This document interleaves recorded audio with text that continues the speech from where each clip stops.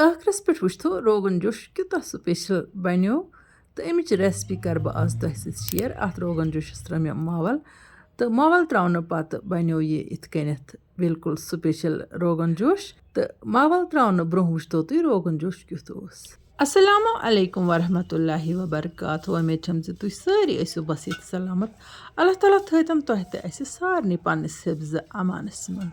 आज बनावन रोगन जोश अम बापत करो गड बानन कोंड तो रोगन जोश मे तुह सतन आज ब्रोह कह रेसिपी करम share. One go अजिच rogan josh recipe तिमो निश हना डिफरेंट।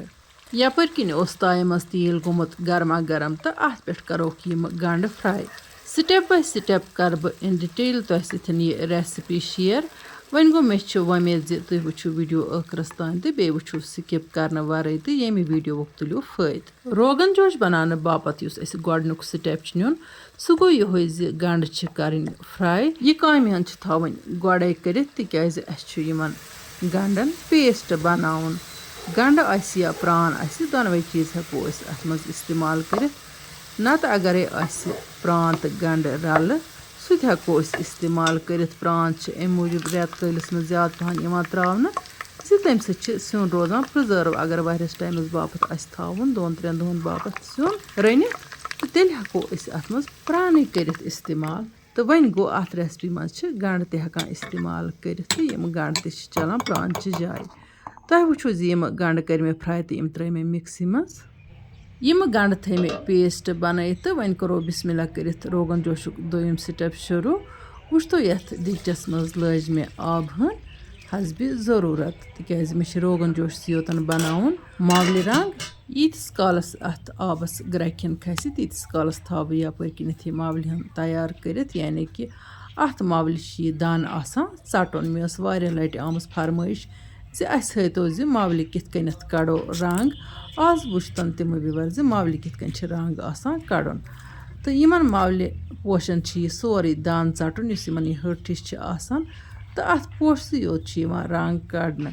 आजकल बाजरस मज मावल मूरित डबन मज कन तथ मावली हेको अमे तरीक रंग कड़ित यम तरीक बह यथ मावली रंग कड़।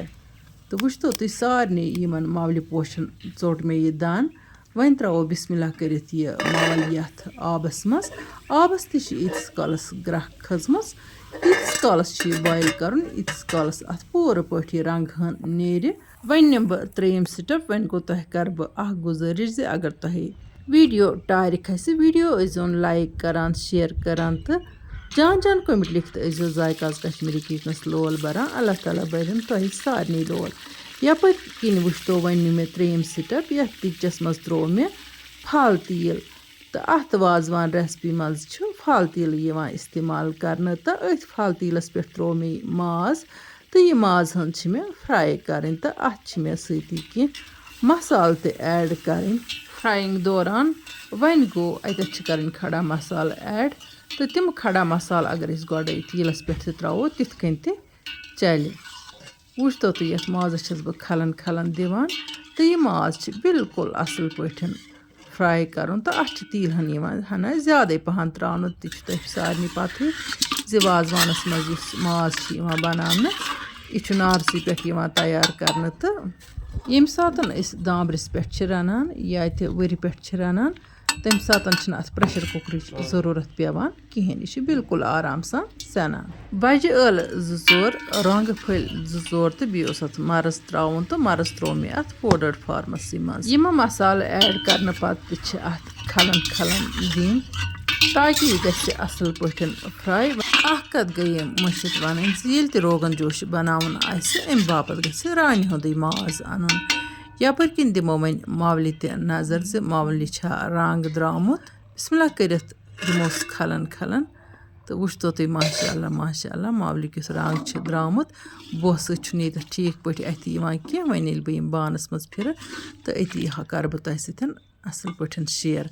फिलहाल थो मे यह मावल शहलान बापत यपर बह माजस खलन खलन जारी थो। वन करो यथ मज यम पाउडर्ड मसाल ते ऐड तिक्याज माजस लोग ठीक पठन तलन। बादियान 1 चमच शोंठ पाउडर 1 चमच लित्र 1 चमचह तो मर्चांगन त्रोस 1-2 चमचह मगर लिदर तो मर्चांगन कोर मे सु इस्तेमाल युस जन वाजवानस मज इस्तेमाल करने ये लिदर तो मर्चांगन आसान तम मर्चांगन नश हना द्रोगई पहन युस दोह दिश करान इस्तेमाल यम मसाल ऐड करने पत करोक व बे मिनटस खंडस यम मसाल तो यह माज इकवटे फ्राई वो तो ये कुछ कलर आव रोगन जोशस वन करोस टेस्ट मुताबिक नून हन ते ऐड अम पत दिमोस बे खलन 2-4 वो तो माशाअल्लाह माशाअल्लाह बिल्कुल बासान जन रोगन जोश तैयार गोमुत मगर वन यह तैयार गोमुत वन अत बे चीज़ ऐड कर जामुत अदहन ऐड करने पत दिमोस बे खलन तकरीबन मिनटस खंडस यतन कर बह यूट्यूब चैनल हिंदन टॉप व्यूवरन